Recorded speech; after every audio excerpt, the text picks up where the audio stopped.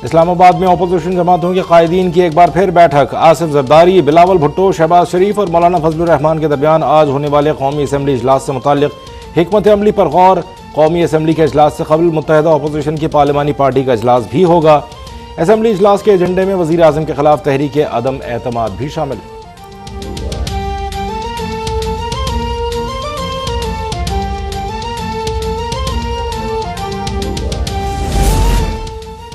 हुकूमत की कौमी असम्बली इजलास से मुताल्लिक हिकमत अमली तैयार। पार्टी की सीनियर क़यादत को जिम्मेदारियां दे दी गई। वज़ीर आज़म का सियासी कमेटी के इजलास से खिताब में आखिरी दम तक मुखालफीन का मुकाबला करने के दो टोक अज़्म का इजहार। कहा, तहरीक अदम एतमाद किसी सूरत कामयाब नहीं होगी। ये अपोजिशन की गलत फहमी है कि मैं दबाव में आ जाऊंगा।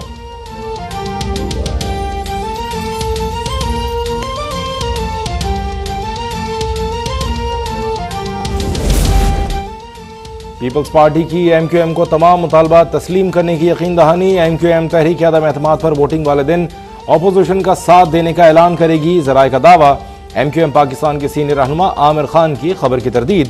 हतमी फैसला नहीं हुआ, अभी मुशावरत जारी है।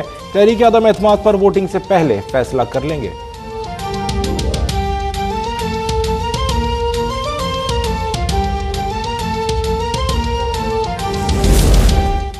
खान साहब, आपकी हुकूमत के आखिरी दिन चल रहे हैं, अब मजीद झूठ न बोलें, अल्लाह से माफ़ी मांगें और कौम की जान छोड़ दें। लीगी रहनुमा मिफ्ता इस्माइल ने शहबाज शरीफ के जल्द वज़ीर आज़म बनने की पेशगोई की। कहा, नालायक टोला महंगाई कम करने के बजाय मजहबी कार्ड इस्तेमाल कर रहा है। नए वज़ीर आज़म को ये कहते नहीं सुनेंगे कि महंगाई कम करना मेरी जिम्मेदारी नहीं।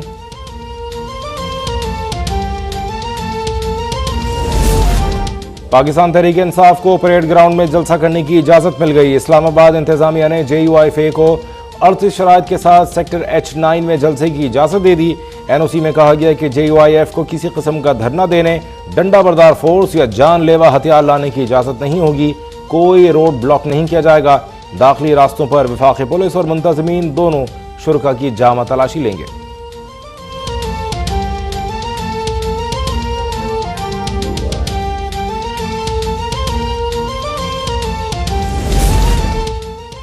रुकने पार्लियामेंट को वोट डालने से नहीं रोका जा सकता और ना ही आइन में गुंजाइश है कि रुकने पार्लियामेंट का वोट तस्लीम न किया जाए। दूसरी कश्ती में छलांग लगाने वाले को सीट से हाथ धोना पड़ता है। असल सवाल अब सिर्फ नाअहली की मुद्दत का है। चीफ जस्टिस उमरता बंदयाल के आर्टिकल 63A की तशरीह के लिए सदारती रेफरेंस और सुप्रीम कोर्ट बार की दरख्वास्त पर समाअत के दौरान रिमार्क्स। जस्टिस मुनीब अख्तर ने कहा कि पार्टी लाइन की पाबंदी न हो तो सियासी जमात तबाह हो जाएगी।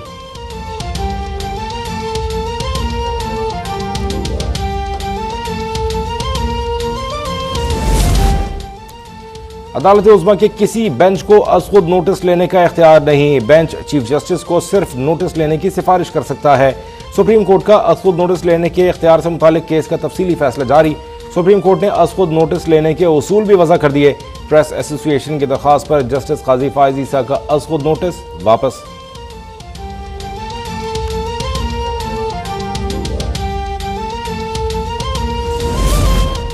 मुल्क में कोरोना से अमवात न होने का मुसलसल दूसरा रोज। गुज़िश्ता 24 घंटों में 210 नए केसेस रिपोर्ट। मुस्बत केसेस की शरह 0.69% रही।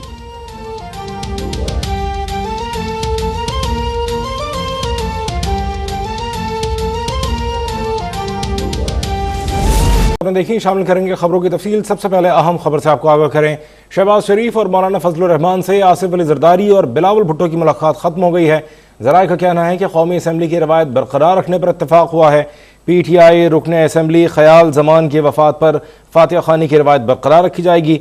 फातिहा खानी के बाद अपोजिशन की तहरीक अदम एतमाद की करारदाद पेश होगी। अपोजिशन की जानिब से कायदे हिज़्ब इख्तिलाफ शहबाज शरीफ अदम एतमाद की करारदाद पेश करेंगे। मजीद जानेंगे नुमाइंदा अब तक अब्दुल रज़ाक खट्टी से। जी अब्दुल रज़ाक खट्टी। जी बिल्कुल, कौमी असम्बली का इंतहाई अहम इजलास आज सुबह 11 बजे पार्लियामेंट हाउस में होगा। इस सिलसिले में रात गए जो है वो मौलाना फजलुर रहमान और शहबाज शरीफ के दरमियान आसिफ अली जरदारी और बिलावल भुट्टो जरदारी की मुलाकात हुई। दोनों रहनुमा अपोजिशन लीडर की रिहाइशगाह पर गए और वहाँ पर आज के होने वाले इजलास के हवाले से हतमी जो है वो फैसले कर लिए। इस सिलसिले में जराए ने कहा है कि करारदाद जो है वो तहरीक अदम एतमाद की वो लीडर ऑफ अपोजिशन मियां शहबाज शरीफ पेश करेंगे। अपोजिशन के 162 अरकान में से 161 अरकान को पूरे करने की जिम्मेदारी तमाम जमातों के सरबराहों के हवाले कर दी गई है, जबकि एक अपोजिशन रुकन अली वजीर ताहाल जेल में। इस सिलसिले में अली वजीर की इजलास में शिरकत के लिए प्रोटेक्शन ऑर्डर जारी करने के लिए अपोजिशन ने फैसला किया है कि स्पीकर कौमी असेंबली असद कैसर को दरख्वास्त दी जाएगी और उन्हें कहा जाएगा कि पीर से शुरू होने वाले इजलास में उनकी शिरकत को यकीनी बनाने के लिए प्रोटेक्शन ऑर्डर जारी करें। आज का इजलास इंतहाई अहमियत का हामिल है और इस सिलसिले में उसका एजेंडा भी जारी कर दिया गया है। जी, अपडेट कर रहे थे अब्दुल रज़ाक खट्टी।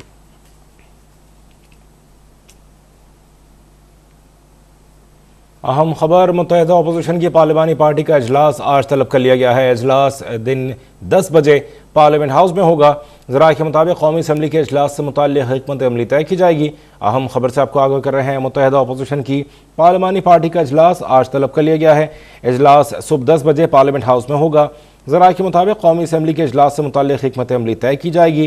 तहरीक अदम एतमाद समेत कौमी असम्बली इजलास से मुताल्लिक़ एजेंडे पर भी गुफ्तगू होगी।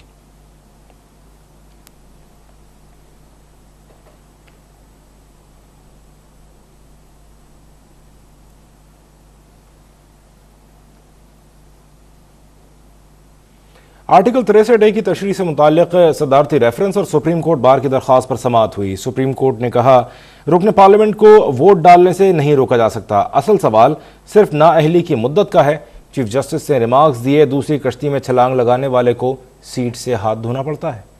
सुप्रीम कोर्ट में आर्टिकल 63A की तशरीह के लिए सदारती रेफरेंस और सुप्रीम कोर्ट बार की दरखास्त पर समाअत चीफ जस्टिस की सरबराही में 5 रुकनी लार्जर बेंच ने की। Attorney general Khalid Javed Khan, supreme court bar के वकील उस्मान मंसूर और सियासी जमातों के वकला अदालत में पेश हुए।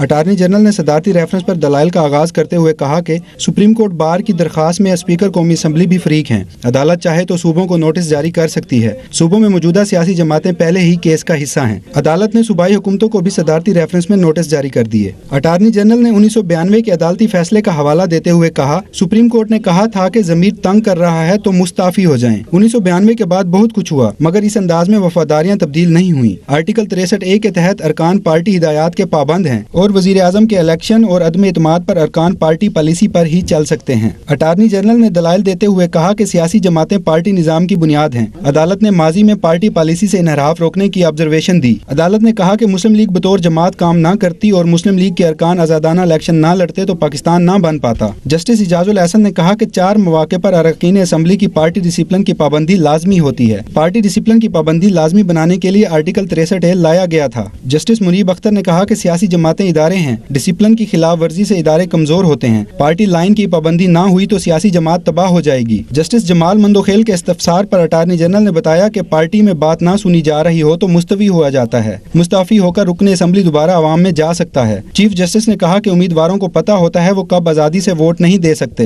दूसरी कश्ती में छलांग लगाने वाले को सीट से हाथ धोना पड़ता है। जस्टिस इजाजुल एहसन ने रिमार्क्स दिए कि बेशतर जमहूरी हुकूमतें चंद वोटों की बर्तरी से कायम होती हैं। क्या दूसरी कश्ती में जाते जाते पहला जहाज डुबोया जा सकता है? जस्टिस मुनीब अख्तर ने कहा कि छलांगे लगती रहीं तो मामूल की कानून साजी भी नहीं हो सकती। चीफ जस्टिस ने रिमार्क्स में कहा कि जितना मर्जी गुस्सा हो, पार्टी के साथ खड़े रहना चाहिए। मगरिब में लोग पार्टी के अंदर गुस्से का इजहार करते हैं। रुकने पार्लियामेंट को वोट डालने से नहीं रोका जा सकता। ना ही आइन में गुंजाइश है कि रुकने पार्लियामेंट का वोट तस्लीम ना किया जाए। ताहम पार्टी पॉलिसी के खिलाफ वोट डालने वाले की अगर नाअहली है तो इसकी मुद्दत कितनी होगी? चीफ जस्टिस ने कहा कि कल फुल कोर्ट रेफरेंस है, अदालती कार्रवाई को असम्बली इजलास से मुंसलिक ना करें। क्या इस रेफरेंस पर फैसले की जल्दी है? जिस पर अटार्नी जनरल ने कहा चाहते हैं वोटिंग से कबल ही अदालती राय आ जाए।